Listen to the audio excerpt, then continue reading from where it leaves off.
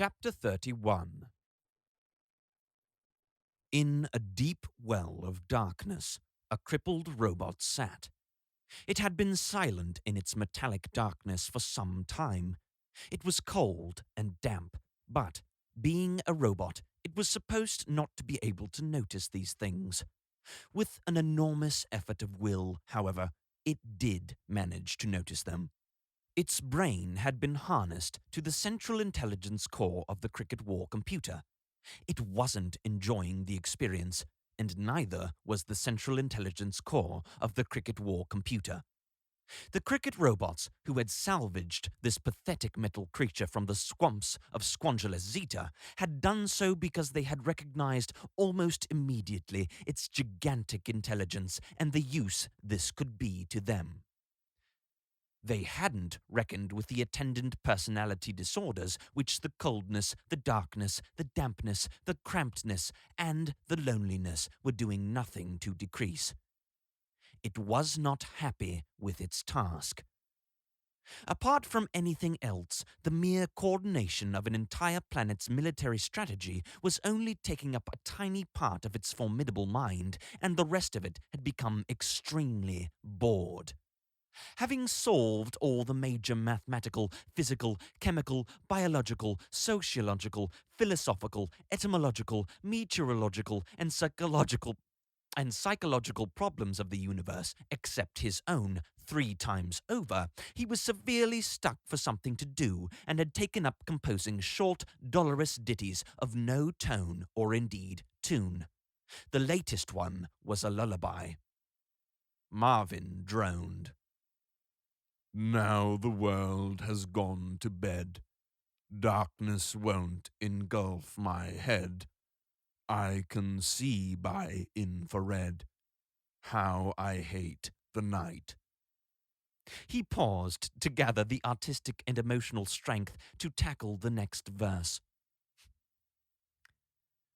Now I lay me down to sleep. Try to count electric sheep. Sweet dreams, wishes you can keep. How I hate the night. "Marvin!" hissed a voice. His head snapped up, almost dislodging the intricate network of electrodes that connected him to the central Cricket War computer. An inspection hatch had opened, and one of a pair of unruly heads was peering through while the other kept on jogging it by continually darting to look this way and that extremely nervously. Oh, it's you, muttered the robot. I might have known. "Hey, kid," said Zaphod in astonishment. "Was that you singing just then?" I am, Marvin acknowledged bitterly. in particularly scintillating form at the moment. Zaphod poked his head in through the hatchway and looked around. "Are you alone?" he said.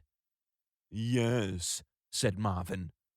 Wearily I sit here, pain and misery my only companions, and vast intelligence, of course, and infinite sorrow, and "Yeah," said Zaphod. "Hey, what's your connection with all this?" this, said Marvin, indicating with his less damaged arm all the electrodes that connected him with the cricket computer. "Then," said Zaphod awkwardly, "I guess you must have saved my life. Twice." 3 times, said Marvin. Zaphod's head snapped around. His other one was looking hawkishly in entirely the wrong direction, just in time to see the lethal killer robot directly behind him seize up and start to smoke.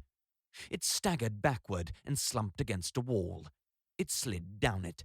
It slipped sideways, threw its head back, and started to sob inconsolably. Zaphod looked back at Marvin. "You must have a terrific outlook on life," he said. Just don't even ask, said Marvin. "I won't," said Zaphod, and didn't. "Hey, look," he added. "You're doing a terrific job." Which means, I suppose, said Marvin, and requiring only 1/10,000 million billion trillion grillionth part of his mental powers to make this particular logical leap, that you're not going to release me or anything like that. Kid, you know I'd love to. But you're not going to. No. I see. You're working well. Yes, said Marvin. Why stop now, just when I'm hating it? I have to go find Trillian and the guys. Hey, do you have any idea where they are? I mean, I just got a planet to choose from. Could take a while. They are very close, said Marvin dolefully. You can monitor them from here if you like. I better go get them, asserted Zaphod. Maybe they need some help, right? Maybe, said Marvin with unexpected authority in his lugubrious voice. It would be better if you monitored them from here. That young girl, he added unexpectedly, is one of the least benightedly unintelligent organic life forms. It has been my profound lack of pleasure not to be able to avoid meeting. Zaphod took a moment or two to find his way through this labyrinthine string of negatives and emerged at the other end with surprise. Trillian, he said. She's just a kid. Cute, yeah, but temperamental. You know how it is with women. Or perhaps you don't. I assume you don't. If you do, I don't want to hear about it.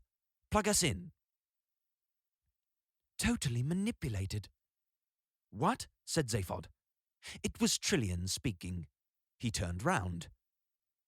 The wall against which the cricket robot was sobbing had lit up to reveal a scene taking place in some other unknown part of the cricket robot war zones. It seemed to be a council chamber of some kind.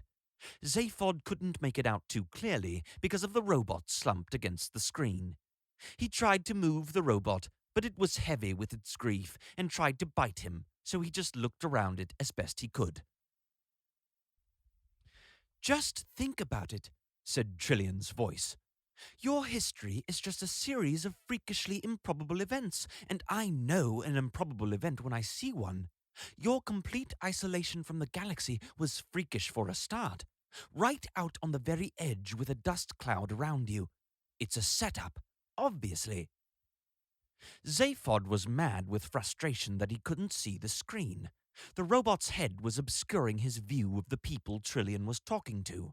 Its multifunctional battle club was obscuring the background, and the elbow of the arm it had pressed tragically against its brow was obscuring Trillian herself.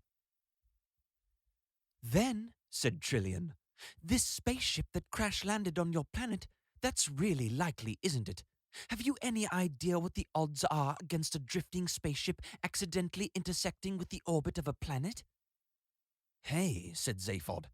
She doesn't know what the Zark she's talking about. I've seen that spaceship. It's a fake, no deal. I thought it might be, said Marvin from his prison behind Zaphod. Oh, yeah, said Zaphod. It's easy for you to say that. I just told you.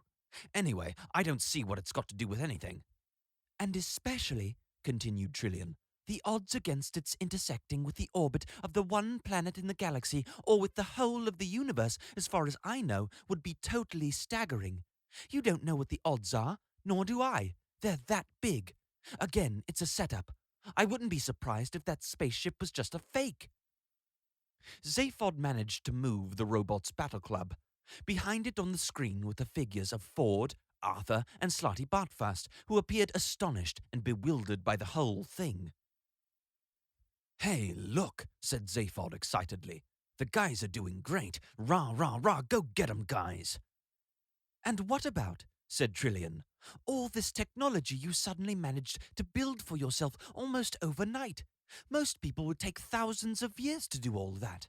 Someone was feeding you what you needed to know. Someone was keeping you at it. I know, she added in response to some unseen interruption. I know you didn't realize it was going on. That is exactly my point. You never realized anything at all, like this supernova bomb. How do you know about that? Said an unseen voice. I just know, said Trillian. You expect me to believe that you are bright enough to invent something that brilliant and be too dumb to realize it would take you with it as well? That's not just stupid, that is spectacularly obtuse. Hey, what's this bomb thing? Said Zaphod in alarm to Marvin. The supernova bomb, said Marvin. It's a very, very small bomb. Yeah? That would destroy the universe completely, Added Marvin. Good idea if you ask me. They won't get it to work, though. Why not, if it's so brilliant? It's brilliant, said Marvin. They're not. They got as far as designing it before they were locked in the envelope. They've spent the last 5 years building it. They think they've got it right, but they haven't. They're as stupid as any other organic life form. I hate them. Trillian was continuing. Zaphod tried to pull the cricket robot away by its leg, but it kicked and growled at him and then quaked with a fresh outburst of sobbing. Then suddenly it slumped over and continued to express its feelings out of everybody's way on the floor. Trillian was standing alone in the middle of the chamber, tired but with fiercely burning eyes. Ranged in front of her were the pale-faced and wrinkled elder masters of cricket, motionless behind their widely curved control desk, staring at her with helpless fear and hatred. In front of them, equidistant between their control desk and the middle of the chamber, where Trillian stood as if on trial, was a small white pillar about 4 feet tall. On top of it stood a small white globe, about 3, maybe 4 inches in diameter. Beside it stood a cricket robot with its multifunctional battle club. In fact, explained Trillian, you are so dumb stupid. She was sweating. Zaphod felt that this was an unattractive thing for her to be doing at this point.